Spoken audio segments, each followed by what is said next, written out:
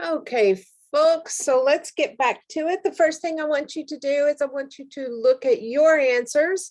And I do have the answer key on the screen, and I would like to give you an opportunity to ask any questions you may have.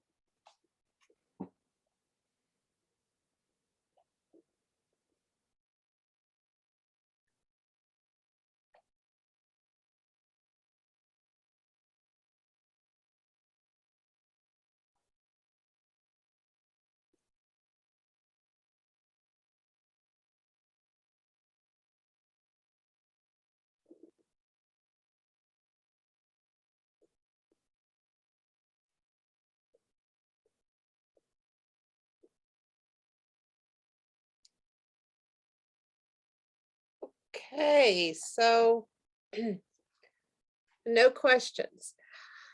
I would wager, no, I'm not a betting person, but I would imagine that when you had to do this on your own, it was a bit more challenging because there are a lot of small details that go into the naming of compounds.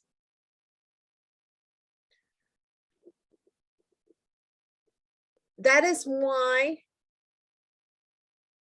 in last week's folder and in this week's folder, there is a ton of practice naming. And I would recommend not waiting until a day or two before the exam to start doing it. I would recommend that, and the way I would recommend approaching this is I would do a set of problems in their entirety, then go look at the answers and put a mark by the ones that you got incorrect. Don't, when you see an error, do not automatically correct it. Just make a mark that that one was incorrect. This will allow one of two things. Number one, it may allow you to spot a recurring issue. Or it may allow you to come see me and let me try to spot if there's a recurring issue. Because only if you can identify those minute details that you're missing are you going to get better at naming. Now, if it's a matter of just memorizing your polyatomics, that's another story altogether. That's just a must. But if it's a matter of figuring out when to use what method, then I can maybe help with that. So again, practice is key for this. And I definitely wouldn't wait till the end. Now what we're going to do though, is we're going to move on to formula mass compared to molar mass. Back on test 1, you were asked to calculate the average atomic mass of an element. And basically, to calculate the average atomic mass of the element, you worked with the mass of all naturally occurring isotopes and their abundance. And that value that you came up with from that calculation was the value that you should have noticed appears on the periodic table. Now, when you were calculating the average atomic mass, you are actually calculating the formula mass. Because when carbon, if you're just talking carbon, its formula is C. And it's one carbon. Or magnesium, its formula is Mg. And it's just one magnesium. So you're for the most part, calculating the formula mass. Now, that average atomic mass for an element is equal to its formula mass, and it's equal to its molar mass. So let's talk about the differences. When we describe the formula mass, what we are describing for an atom of an element is if there is only a single atom present. So for instance, for one atom of sodium, if you look sodium up on the periodic table, it's 22.99. So for one atom of sodium, it has a mass of 22.99 AMUs.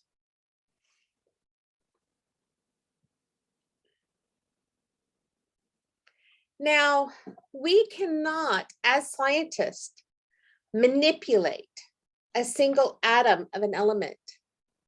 An atom of an element has a diameter of 1 × 10⁻⁻10 meters. In other words, folks, it's smaller than a nanometer. So it's really, really tiny. And we as scientists cannot manipulate a single atom at a time. So talking in terms of its formula mass and talking in terms of the mass of a single atom, while that is important, the value is very limiting. So instead, an individual by the name of Avogadro, now he studied carbon, and he took carbon's average atomic mass and he converted it up till he had the same quantity in grams. And when he did so, he found that he had 6.022 × 10⁻23 atoms. So if one atom of sodium has a mass of 22.99 AMUs, then 6.022 × 10⁻23 atoms of sodium is going to have a mass of 22.99 grams. Now this number is Avogadro's number, and it is equal to 1 mole. So 22.99 grams of sodium is equal to 1 mole of sodium. The term for this value is molar mass because it contains moles.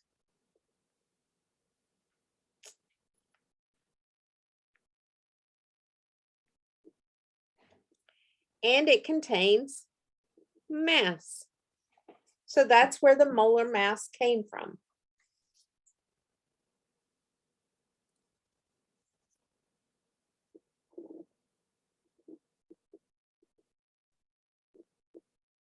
So if we're talking oxygen,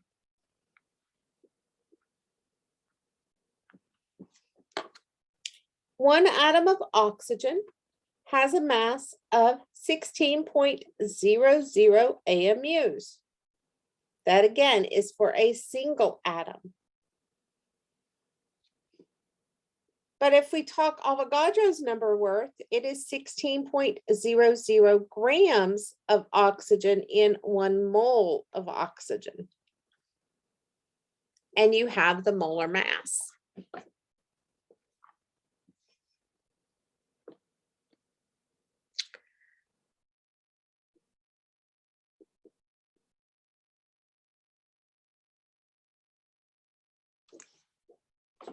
Now,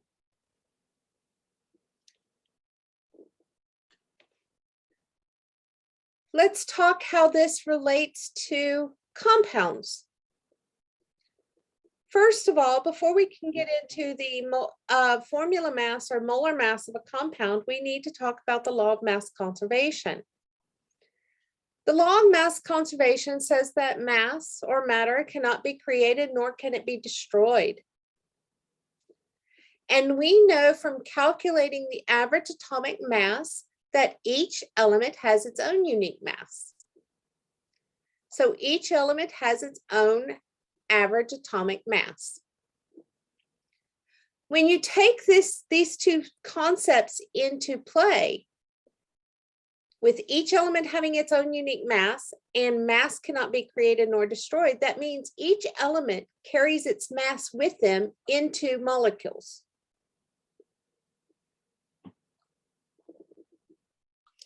So for instance, H2O.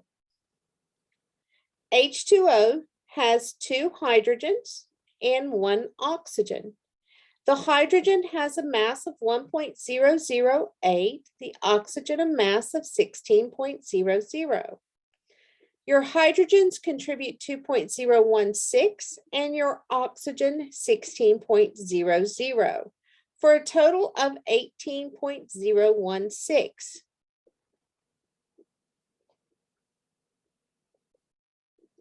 Now that is 18.016 AMUs if we're describing one molecule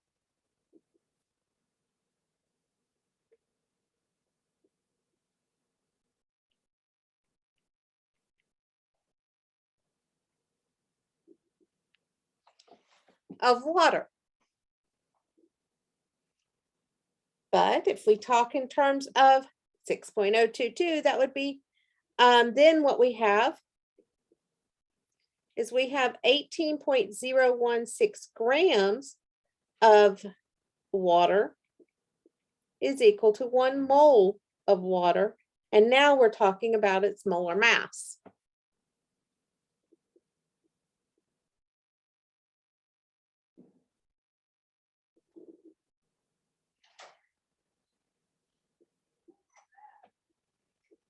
Again, this 6.022 is called Avogadro's number, and it's always equal to 1 mole.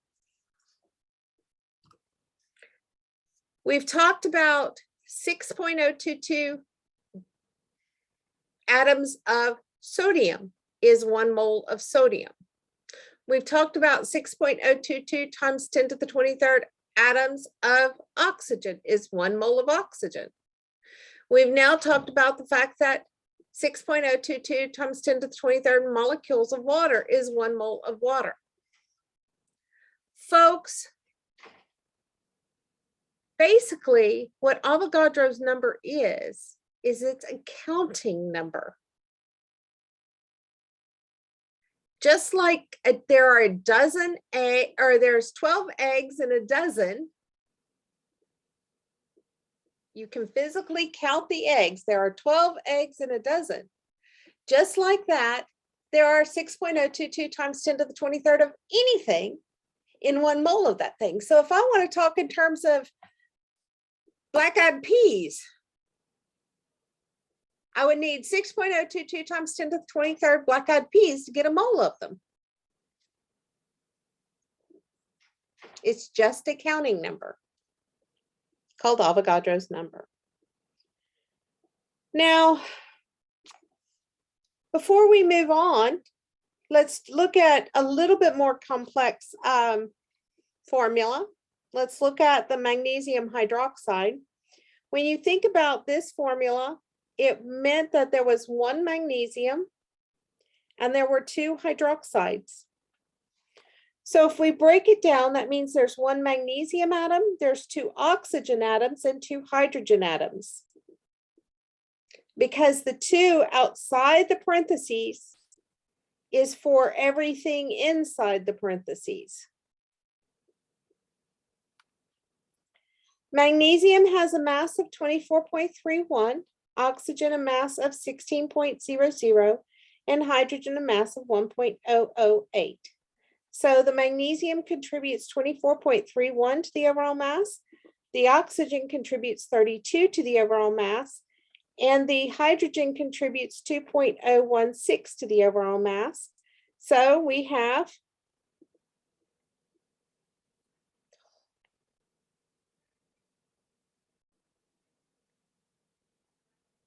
58.326.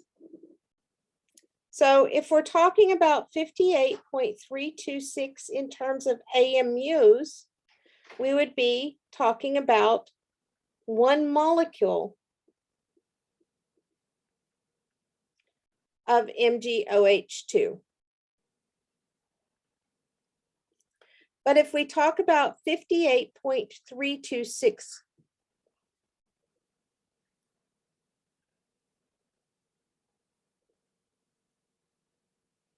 grams of MgOH2, now we're talking about 1 mole of MgOH2. Or in other words, we're talking about 6.022 times 10 to the 23rd MgOH2 molecules.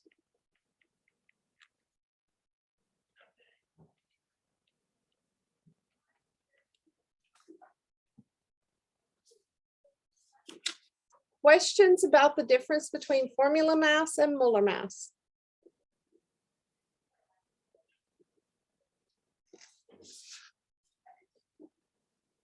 It's all about the count. The count of 1 is formula mass. The count of 6.022 times 10 to the 23rd is the molar mass.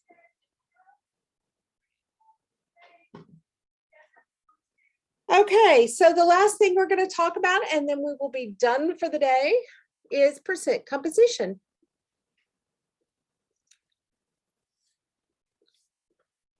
We've talked about the fact that the formula of water is H2O. No matter where I travel in this universe or the next, if I have water, it's going to be H2O. Meaning that there will always be 2 hydrogens and 1 oxygen in that compound.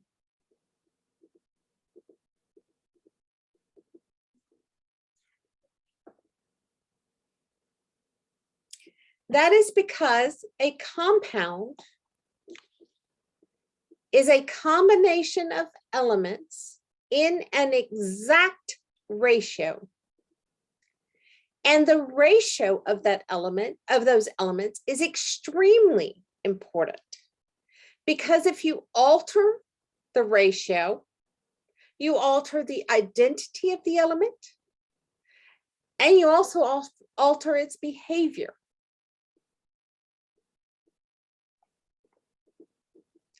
So again, a compound will be a combination of elements in an exact ratio. That ratio will have to remain constant, or you're going to alter everything about the substance. It's no longer going to be the same substance. An example, CO and CO2. CO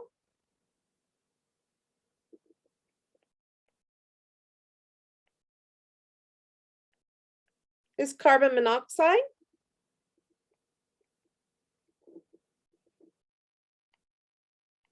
CO2 is carbon dioxide.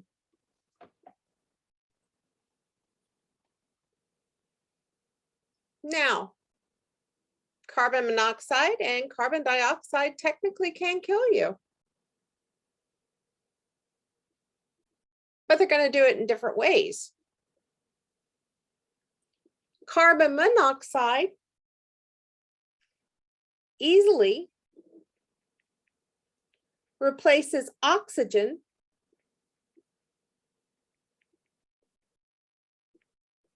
in your bloodstream.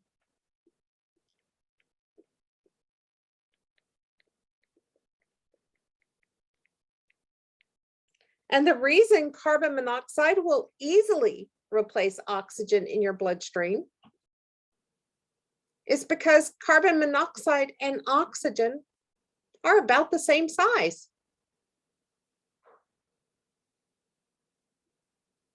They're about the same size molecule.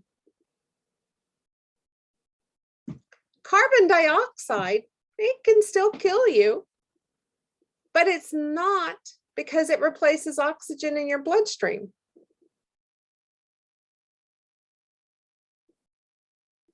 Basically, it winds up suffocating you because it replaces all of the oxygen out around you so that you can't get oxygen to breathe. So they do it completely different, all because you changed that ratio. That one number made a world of difference in their behavior.